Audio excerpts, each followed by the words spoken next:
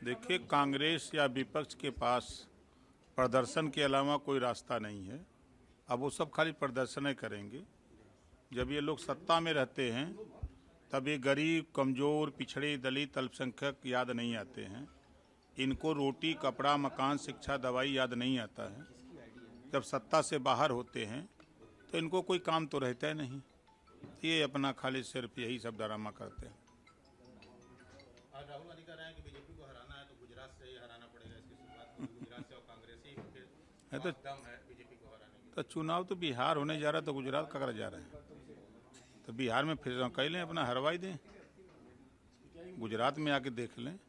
रहेंगे विदेश और लड़ेंगे चुनाव। बीजेपी गांव-गांव बूथ कमेटी बना रही है, संगठन बना रही है। ये विदेश में घूम के हवा ले रहे हैं विदेश का, लड़ेंगे चुनाव। मंत्री जी, अखिलेश यादव ईडी को लेकर के ये कह रहे हैं कि कांग्रेस ने ही ईडी बनाया है, अब उन्हीं की वजह से वो परेशान हो रही है, इसे खत्म कर देना चाहिए। देखिए, संविधान के दायरे में काम बना है, कांग्रेस ने नहीं बनाया है। आवश्यकता उत्पत्ति की जननी होती है। उस समय उसकी आवश्यकता महसूस हुई और सरकार ने बनाई, चाहे वो किसी की सरकार रही हो। कानून व्यवस्था को लेकर भी लगातार सरकार को घेर रहे हैं अखिलेश यादव। जब उनकी सरकार थी तो खुद समाजवादी पार्टी को लोग गुंडों की सरकार कहते थे, अपराधी छुट्टा सांड की तरह घूमते थे। अब तो अपराधियों पर अंकुश लगा है। जो बड़े अपराधी हैं या तो जेल में हैं या तो कायदे से रह रहे हैं, और अगर कोई अपराध करने की कोशिश कर रहा है तो 24 घंटे के अंदर कानून उनके साथ काम करके सलाखों तक पहुंचा दे रहा है। लेकिन अखिलेश यादव ये भी कह रहे हैं कि गड़े मुर्दे उखाड़ेंगे। अगर अखिलेश यादव कह रहे हैं गड़े मुर्दे उखाड़े जाएंगे तो मंदिर के नीचे जो है बौद्ध मठ मिलेगा। आवश्यकता पड़ती है तो हमने देखा है कि जब कोई आपत्ति करता है, कोई क्लेम करता है किसी घटना में, वो संतुष्ट नहीं है तो गड़े मुर्दे उखाड़े भी जाते हैं।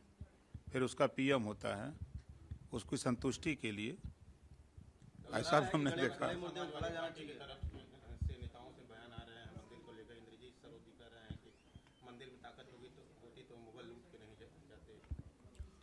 अब इंद्रजीत सरोज जी का बयान उनका है, संविधान में तो ताकत है। मंत्री जी, एक सवाल ये है कि महापुरुष होते हैं वो पूरे भारतवासी के होते हैं, चाहे वो महाराजा सुहेलदेव हो या फिर कोई भी हो, लेकिन क्या एक जाति विशेष संगठन के आधार पर ये निर्धारित होगा कि वो किसके महापुरुष हैं? क्योंकि करणी सेना इन दिनों काफी चर्चा में है। कोई राणा संगा को लेकर वो सीधे जो है अगर कोई टिप्पणी आती है तो विरोध करते हैं, तो आपको क्या लगता है? नहीं, देखिए, महापुरुष हूँ, चाहे महात्मा ज्योतिबा फूले, सावित्रीबाई फूले, चाहे बाबा साहब डॉक्टर अम्बेडकर हो, छत्रपति साहू जी महाराज हो, पंडित दीनदयाल उपाध्याय हो, चाहे कोई भी हो, तो वो महापुरुष सबके होते हैं, सबके लिए काम करते हैं, प्रदेश के लिए, देश के लिए। जो उनके विचार होते हैं, जो उनके संदेश होते हैं, वो पूरे समाज के लिए होते हैं, किसी एक जाति के लिए नहीं होते हैं। अगर हम बाबा साहब डॉक्टर अम्बेडकर को ही लें तो बाबा साहब डॉक्टर अम्बेडकर का विचार 3 ही मंत्र है पूरा उनका। शिक्षित हो, उन्होंने किसी एक जाति धर्म के लिए नहीं कहा, उन्होंने पूरे समाज के लिए कहा कि शिक्षित हो, संगठित हो, संघर्ष करो। जो लोकतंत्र है, लोकतंत्र में रोटी, कपड़ा, मकान, शिक्षा, दवाई के लिए आप आगे आओ। इसी तरह हर महापुरुष अपना अपना संदेश दे रहे। मंत्री जी, आपको लगता है कि बंगाल में लगातार हिंसा जारी है, मुर्शिदाबाद में लगातार हिंदुओं के साथ? देखिए, बंगाल में वास्तव में राष्ट्रपति शासन लगना चाहिए, इस नाते कि हाई कोर्ट ने टिप्पणी की है और केंद्रीय रिजर्व बल मांगा है, तो कहीं न कहीं महसूस किया है तब न।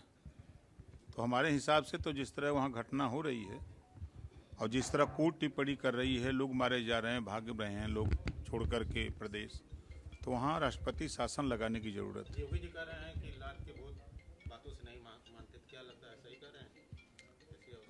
रामायण में चौपाई लिखा है, बिना न मानत जलद जड़ गए बीत दिन 3, बोले राम सकोप तब भय बिन होई न प्रीत। चौपाई है रामायण में भी।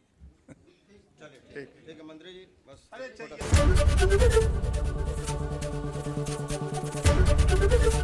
एबीपी गंगा, खबर आपकी, जुबान आपकी।